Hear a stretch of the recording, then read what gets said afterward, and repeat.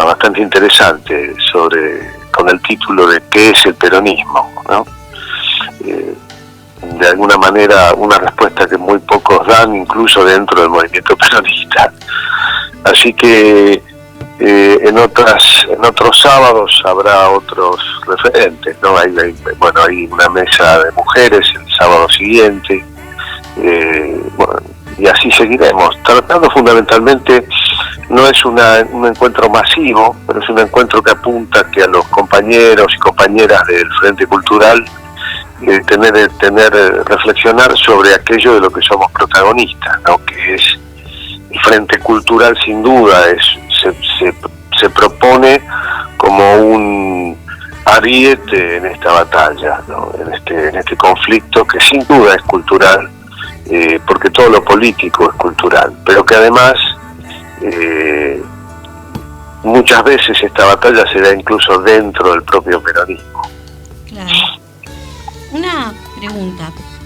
Por ahí, después de los años neoliberales y de cómo desembocó todo en el 2001, por ahí no estaba tan a la vista la batalla ideológica o la cultura, pero es algo como que a través de lo que es la grieta pudimos, creo que, visualizarlo mejor a partir del Bicentenario. Fue cuando quedó bien los modelos en pugna, bien visualizados. Yo lo que quería consultar es qué papel cumple la cultura en la construcción de un país nacional y popular, qué rol ha tenido para el peronismo históricamente, porque se nos trata de brutos, que marchamos por el chori y la coca, que nos arrean como ganado, que nos animalizan, cuando quienes han masificado el acceso a la educación y a la cultura en todos los niveles, desde jardines y escuelas a universidades, han sido los gobiernos peronistas, y la militancia también ha transformado los comedores en centros culturales, que lamentablemente hoy vuelven a ser comedores porque la gente está pasando hambre y frío. Sí, es excelente la pregunta, porque en realidad la Argentina, a lo largo de toda su historia, lo que ha ocurrido es que han disputado y siguen disputando dos proyectos de país. A diferencia de otros países que han definido qué modelo de país tener, como por ejemplo Estados Unidos en el siglo XIX se enfrenta al país esclavista, algodonero, sureño, contra el país industrial, antiesclavista del norte, con Abraham Lincoln, y al ganar el país industrial, Estados Unidos se unifica detrás de un modelo que lo transforma luego en la potencia que es, ¿no? Lo mismo ocurre en Europa, lo mismo ocurre en los países centrales y hegemónicos. Se impuso el modelo productivo industrial, democrático, liberal, por encima del modelo semifeudal, aristocrático, autoritario. Nosotros somos parte de un mundo periférico. La Argentina, como Sudamérica, forma parte del mundo periférico que de alguna manera llega tarde a la democracia, al modelo democrático hegemónico, que es un modelo democrático liberal, de pobre sentido social. Y en la Argentina en particular tuvimos idas y vueltas, porque desde el principio hubo una Argentina que peleó por la autonomía, que peleó por la justicia, por la distribución, desde tiempos del federalismo.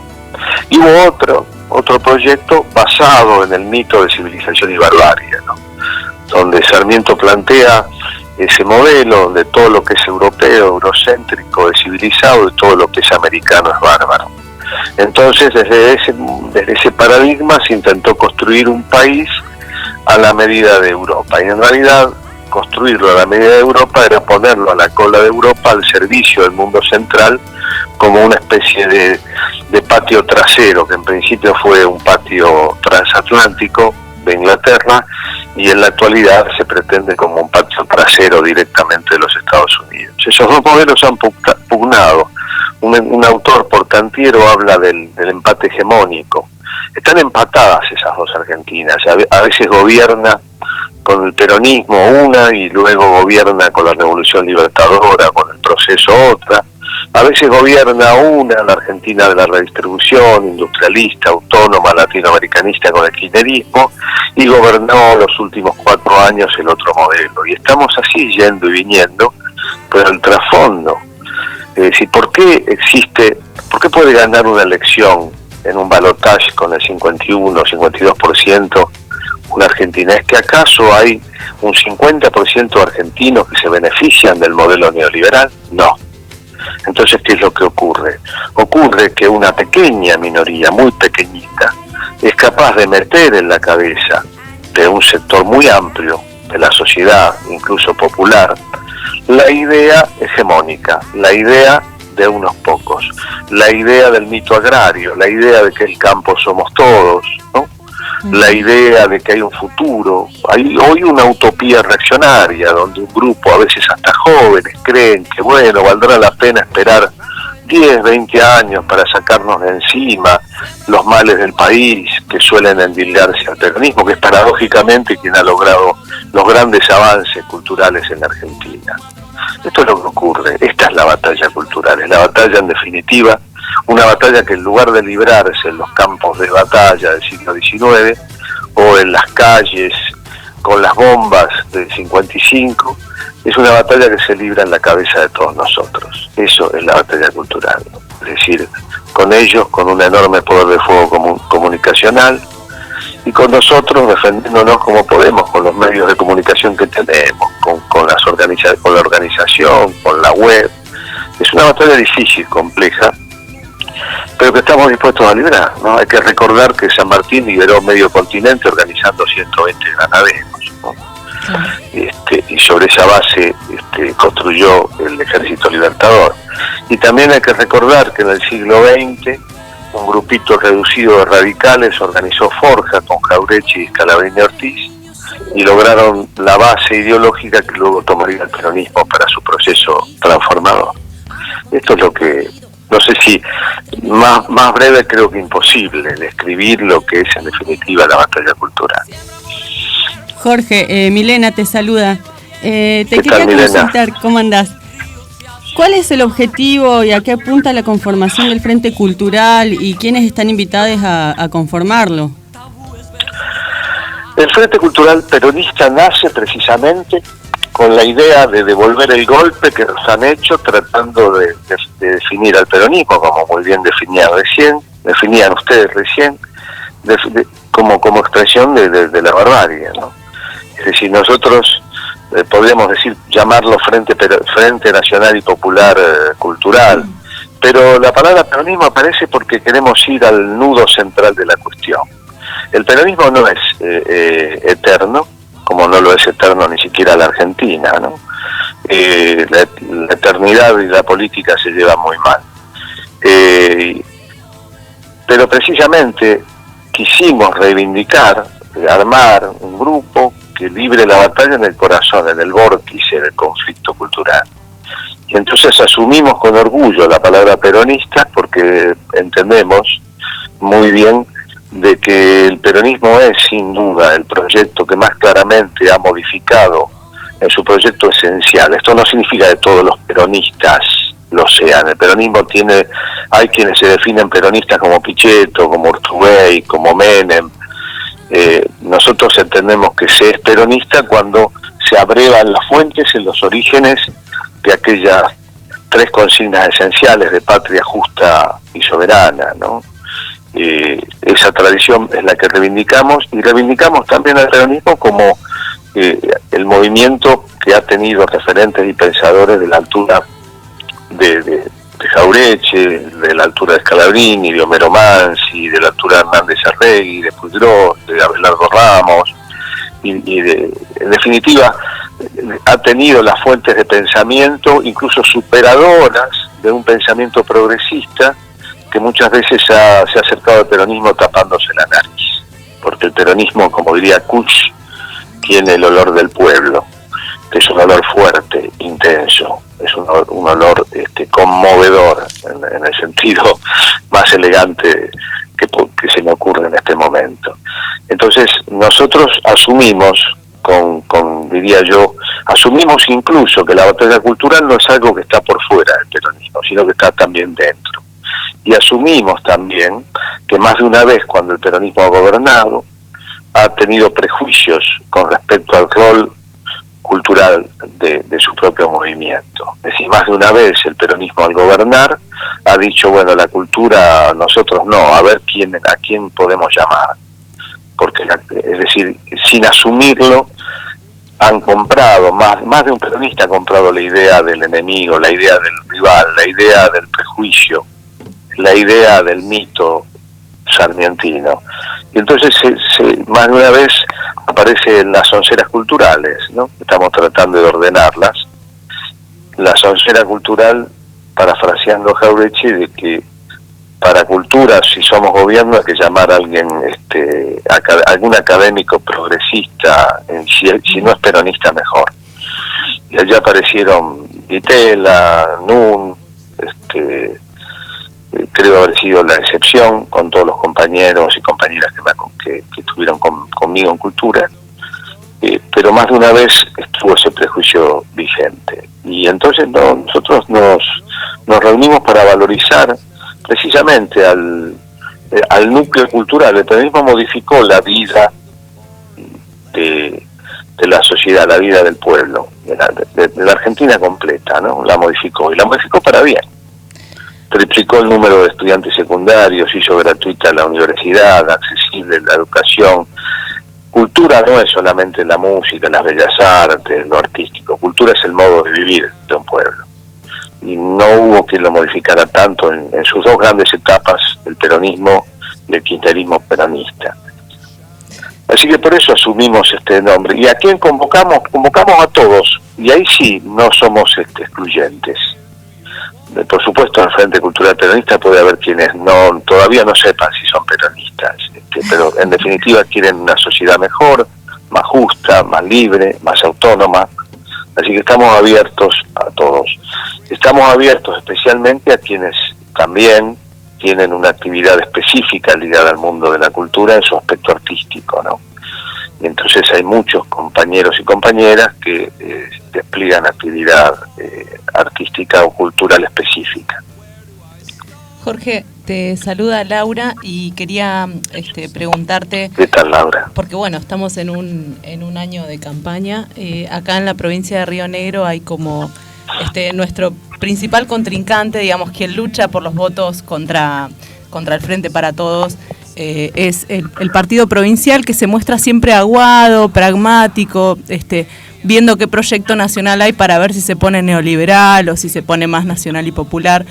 De ahí mi pregunta, sobre todo con el Frente Cultural, con esto de que siempre estamos charlando de volver mejores, ¿en qué está pensando el Frente Cultural cuando podamos alcanzar la victoria en las urnas? Digamos, ¿qué proyectos, qué pensamiento se tiene para hacer esto de volver mejores y de hacer efectivamente una cultura popular en el próximo gobierno?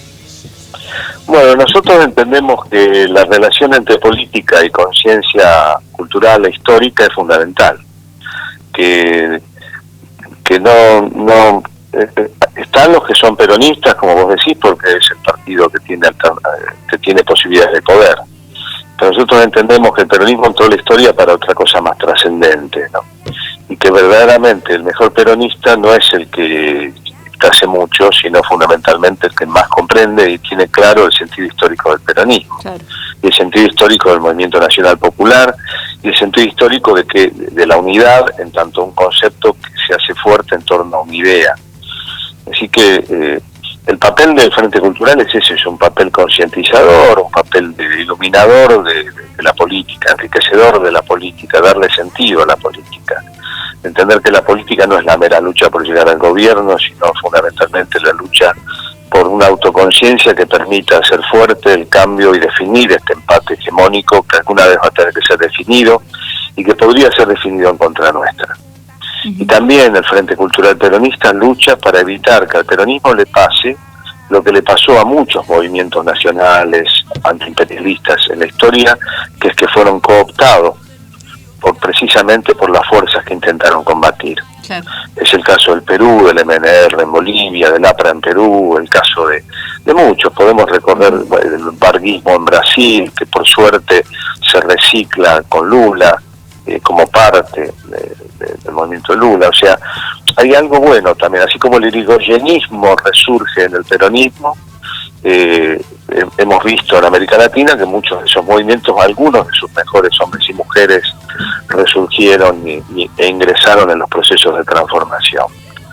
Pero nuestra tarea es esa, una tarea de construir conciencia, por supuesto de defender la unidad en un momento tan crítico como este. Hay que tener un sentido, también comprender la historia es comprender el momento, la oportunidad, y luego valorizar y formar fundamentalmente los cuadros políticos que tienen que tener una conciencia cultural. Un ejemplo de conciencia, hay 2 ejemplos o 3 muy claros de conciencia política, histórica, cultural. Uno es Juan Domingo Perón.